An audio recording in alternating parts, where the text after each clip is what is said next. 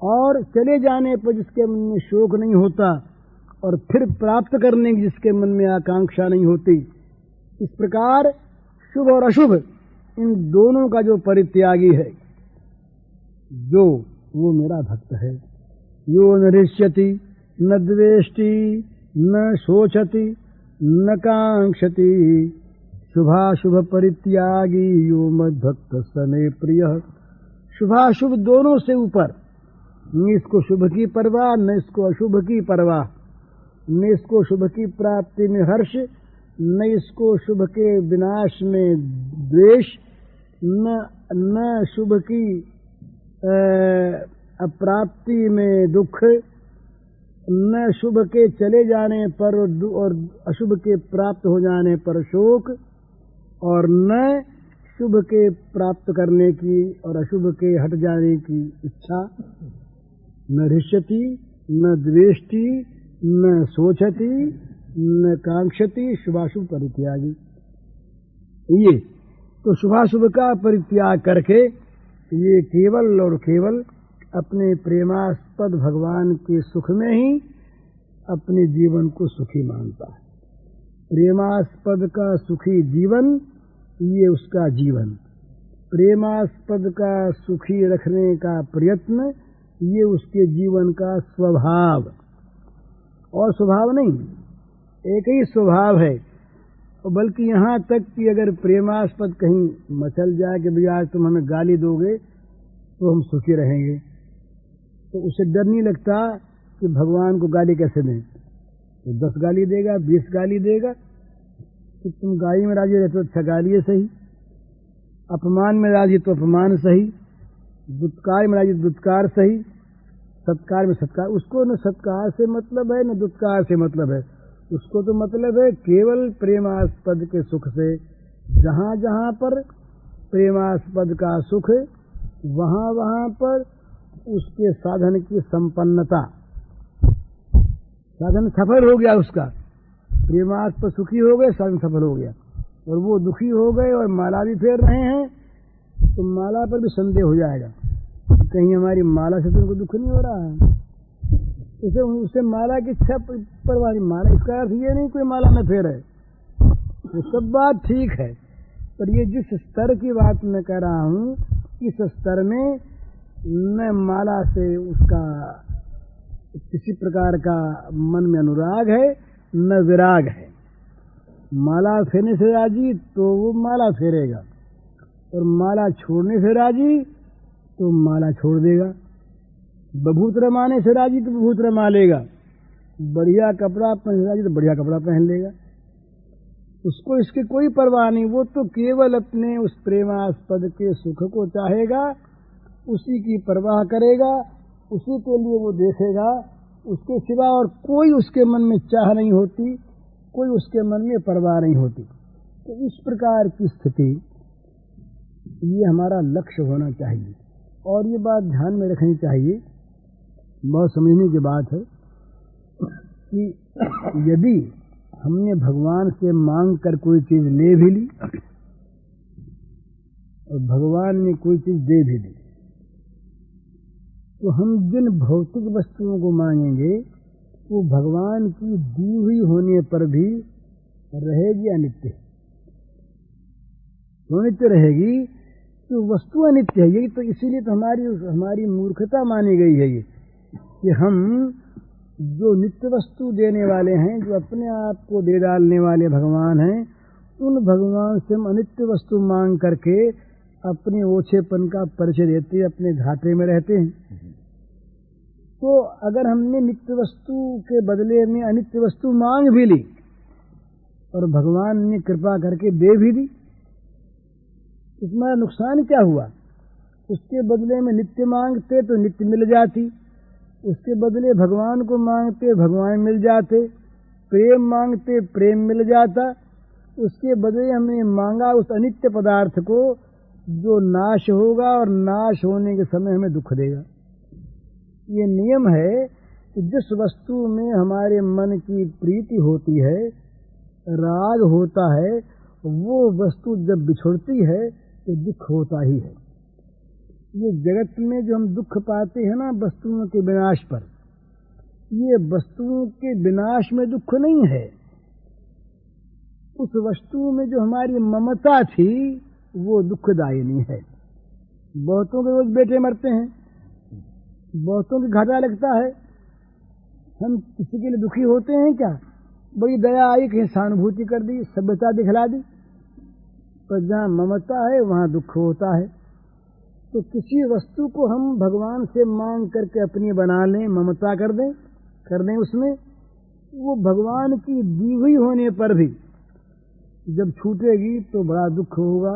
ममता हो गई थी, और मूर्खों को अधिक दुख होता है, बोलिए तो भगवान की दी हुई चीज जा रही है आज, बहुत दुख। अरे भगवान से तो भगवान मांगते तब वो तो चीज नहीं जाती है, तो तुमने जाने वाली ही मांगी, तुमने मूर्खता पहले की, ये चीज तो जाने वाली। इसलिए भगवान ने कहा भैया सावधान रहो, अनित्यम सुखम लोकम इमं प्राप्य भजस्व माम। तुम जिन चीजों को चाहते हो, जिस लोक को चाहते हो, जिसमें रमण करते हो, जिसमें तुम पैदा हुए हो, ये क्या है? अनित्यम और असुखम, कि सदा रहने वाला है नहीं और इसमें सुख है नहीं। अगर सुख चाहते हो तो केवल मुझे ही भजो, इनका भजन छोड़ो। पर हम भगवान का भजन करके भी इनका भजन करें, भगवान से इनको मांगे, इनको चाहें, तो भगवान तो पहले कह देते हैं भैया अनित्य और यह सुख है, इनको लोगे तो चीज वही मिलेगी ना जो इनमें है।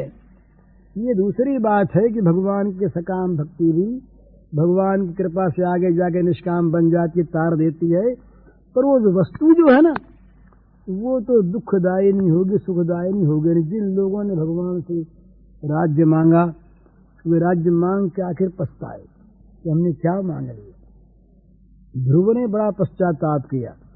ध्रुव ने भगवान से कहा महाराज अब मेरी चाह नहीं है।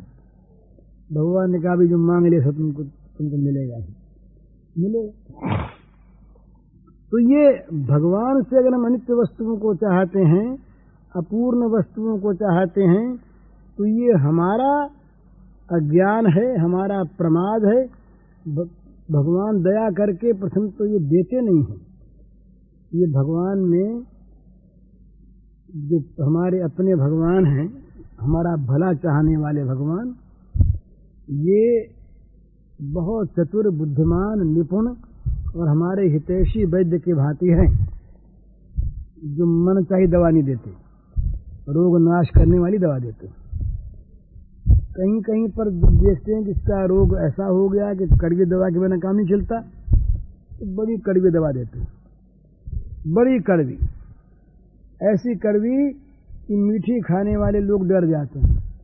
ऐसी कड़वी कि भागवत में आया, भगवान ने कहा उस प्रसंग को लोग पढ़ते नहीं है, डर जाते हैं। भगवान ने कहा कि जिस पर मैं कृपा करता हूँ, जानते हो क्या करता हूँ? यद हम अनुगृह्णामि हरिष्ये तद धनम शनैः। जिस पर मैं कृपा करता हूँ उसके लौकिक धन को हर लेता हूँ धीरे धीरे। बोले महाराज इतनी कृपा कि और कुछ बोले और करता हूँ। जिस जिस काम में वो हाथ डालता है उस काम को असफल करता हूँ मेरी कृपा के द्वारा। और डर की बात, बोले फिर और करता हूँ। घर वाले भी उसको घृणा करने लगते हैं कि ये तो बस बदकिस्मत है, घर में कहाँ से आ जाए, चलो निकालो इसको। यहाँ तक करता हूँ। इसका यह अर्थ नहीं कि सबके साथ सब रोग की एक दवा होती है, विपरीत भी होती है, लेकिन भगवान के कहने का मतलब ये कि भगवान जिस पर कृपा करते हैं उसके वास्तविक भवरोग का हरण करते हैं। भगवान की कृपा किन्हीं वस्तुओं के प्राप्त होने में या चले जाने में नहीं है। भगवान की कृपा तो भगवान के द्वारा अपनाए जाने में है।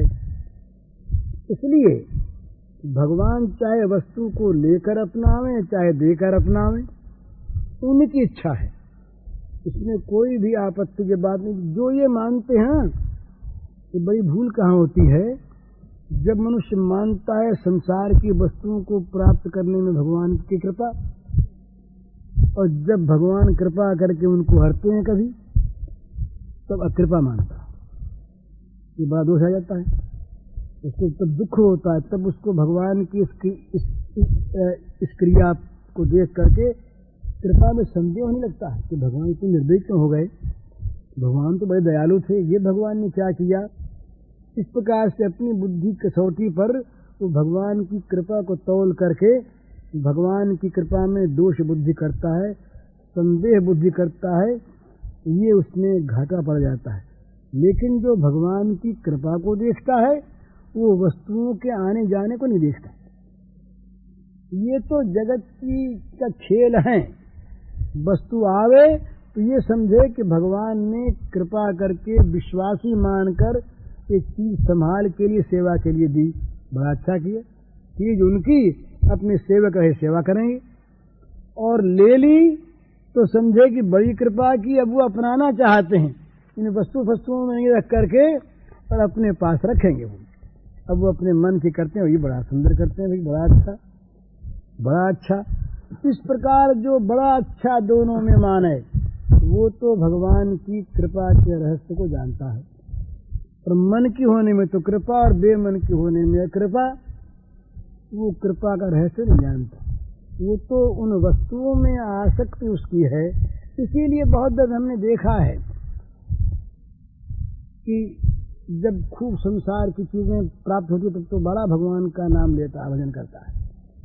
जब ऐसा गड़बड़ होती है धार्मिक चीज तो उल्टा भगवान को भूल जाता है। तो भगवान बड़े निर्दय हैं, इतना हमने भजा, इतना किया, फिर भगवान ने हम पर दया नहीं की।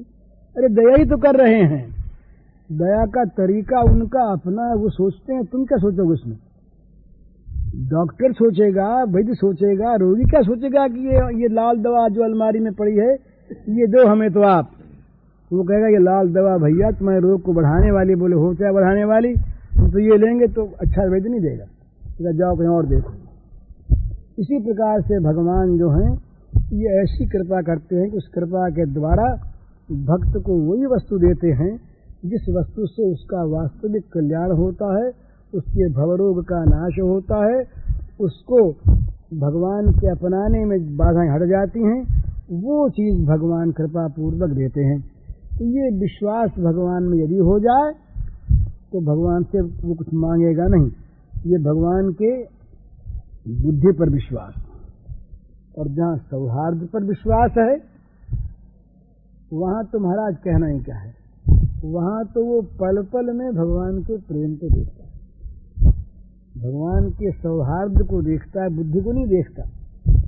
बुद्धि को देखने वाला भी भगवान पर निर्भर करता है, तो वो बुद्धि नहीं देखता, वो देखता है भगवान के प्रेम भरे मुख को, भगवान की प्रेम भरी हंसी को, भगवान के सुख को, निरंतर उनको सुखी करता हुआ मौज करता है। इसकी मौज का किसी दूसरे को अंदाजा नहीं होता। लोग देखते हैं बड़ा दुखी है, नरसिंह जी का बेटा मर गया, लोगों ने देखा बड़ा दुखी हो गया, ये तो बड़ी आफत उस पर बेचारे पर आ गई। और नरसिंह हंसते थे नजर में बैठे हुए, नरसिंह ने देखा कि भगवान ने बड़ी कृपा की, भलों थनु भांगे जंजाल सुखे भजेशु श्री गोपाल, ये गुजराती का है, भलों थनु भांगे जंजाल सुखे भजेशु श्री गोपाल। अरे मौज हो गई ना, उन्होंने तो अपने पास बुला लिया हमको और भी नजदीक कर लिया, नजदीक में जो एक आपत्ति थी उस आपत्ति को हटाया और नजदीक कर लिया। बड़ा प्यारा बेटा था, उसका मरना नहीं चाहते थे वो, लेकिन भगवान की जब कृपा हुई, भगवान ने जैसे कृपा की उस कृपा में उनको आनंद की अनुभूति हुई, कुछ नहीं मैं तो वो मौज करता है। तो लोग देखते हैं बड़ा दुखी बेचारा है, अरे ये तो मर गया, वो समझता है कि अपने उनके लोक में जा रहे हैं, अब तो उनके समीप जा रहे हैं, मरना क्या है, या तो उनके समीप जाना है। बलदेव सिंह जी का लड़का मरने लगा मोहन, तो बलदेव सिंह जी बोले उसके पास जाके बेटा देख, अब तक मेरे पास था यहाँ अधूरे सुख थे, अनित्य थे, सीमा वाले थे, और मेरी बुद्धि में भी सीमा थी, सोचता था मैं कुछ, अब तो तू बेटा वहां जा रहा है तो सारा असीम है, सुख ही सुख है। जब वो पिता हैं जिन जिनके राज्य में कहीं दुख का लेश ही नहीं, नाम ही नहीं, सुख ही सुख है, प्रेम का आनंद आनंद है। तू बेटा वहां जा रहा है, बड़े सुख से जा। बड़े हंसने लगे। वो लड़का हंसने लगा, मोहन मरने के समय उदास हो गया, हंसने लगा, मानो उसको भेज रहे हैं बड़े सुख के धाम में। इसी प्रकार जाने में सुख और आने में सुख, रहने में सुख और नष्ट होने में सुख, जन्म में सुख और मृत्यु में सुख। ये तो हम लोगों का मन का एक हम लोगों ने बहम से कुछ चीजों का नाम रख रखा है सुख, उसका नाम रख रखा है दुख। अरे मर गया तो मरने के नाम से डरते, अरे बा दुख मरने का, बोले अशुभ नाम मत लो कहीं। ये अशुभ तो जन्म के साथ ही लगा हुआ है बाबा, ये जाएगा कहाँ?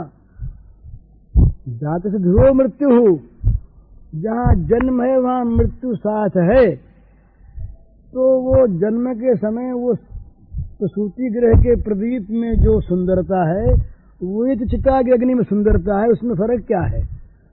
चिता की अग्नि भी वही सुंदर है, वही प्रसूति गृह का प्रदीप सुंदर है, कोई फर्क नहीं। दोनों ही भगवान के लीला के दो मधुरतम सुंदरतम अंग हैं। नया बनने के लिए पुराना बदला जाता है, ये तो मृत्यु है, और पुराना बदल कर नया आता है, ये जन्म है। तो इसमें दुख कहाँ है? दोनों में।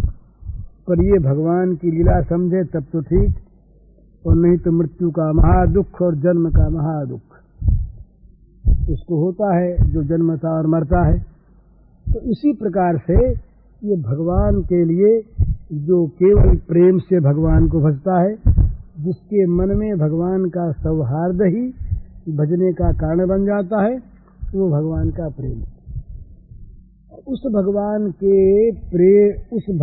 के भक्त के हृदय के प्रेम रस का स्वाद लेने की लालच भगवान के मन में पैदा हो जाती है। यही गोपियों का रहस्य है। गोपियां यही तो ठीक क्या था, पर गोपियों के अंदर जो महान त्याग का महान ऊंचे से ऊंचा रस था, उस रस का आस्वादन करने की लालसा भगवान के मन में पैदा हो गई। उन्होंने मन का निर्माण किया, उन्होंने उनको निमंत्रण किया, बुलाया। तो क्यों? इसीलिए कि वहां पर पवित्र त्याग था, केवल प्रेम था, देना ही देना था, लेना था नहीं। इसलिए वो ऊंची चीज यथा ब्रज गोपिका नाम तदर्पिता अखिलाचार्यता तद विस्मरणे परम व्याकुलता। उनकी स्मृति क्षण भर भी न भूले। दो चीज अगर याद रह जाए हमारे जीवन में, दो चीज, ज्यादा नहीं, निरंतर भगवान की अखंड स्मृति बनी रहे, और भगवान के अतिरिक्त लोक परलोक के सारे पदार्थों में नित्य उपरति बनी रहे। तीसरी चीजें, नित्य निरंतर भगवान की मधुर अखंड स्मृति बनी रहे, हमारे मन में भगवान की मीठी मीठी याद सदा सर्वदा बनी रहे, एक बात। और इस लोक और परलोक के सारे देखे सुने पढ़े हुए भोगों से, कल्पना में आने वाले तमाम भोगों से चित्त की उपरामता बनी रहे, उनसे मन निरंतर हटा रहे और इनमें निरंतर मन फंसा रहे। बस ये गोपी प्रेम है, ये भगवत प्रेम है। इस प्रेम में भगवान का सुख ही सुख, भगवान की चाह ही अपनी चाह, भगवान की इच्छा ही अपनी इच्छा, भगवान का मन ही अपना मन, और भगवान की रुचि अपनी रुचि। इसीलिए उस पद में कहा कि रुचि तुम्हारी मेरी रुचि हो, चाह तुम्हारी मेरी चाह हो, चाहे प्रतिकूल सर्वथा मुझे न उसकी कुछ परवाह। चाहे मेरी तुम्हारी चाह मेरी चाह से प्रतिकूल हो, तो जब तुम्हारी चाह है तो मेरी चाह वही हो गई। अपनी चाह का कोई वहां पर प्रसंग नहीं, कोई सत्ता नहीं उसकी, अपनी चाह रही नहीं। जहाँ जहाँ तुम्हारी चाह दिखी, अपनी चाह उस चाह में जाकर के मिल गई, एक हो गई, तादात्म्य हो गई, चाह नहीं रही। बस इस प्रकार तुम्हारी स्मृति निरंतर मन में बनी रहे, और तुम्हारे विरोधी प्रत्येक पदार्थ से नित्य चित्त हटा रहे, ये बस ये बना रहे, यही प्रेमी की चाह होती है। हरिओम।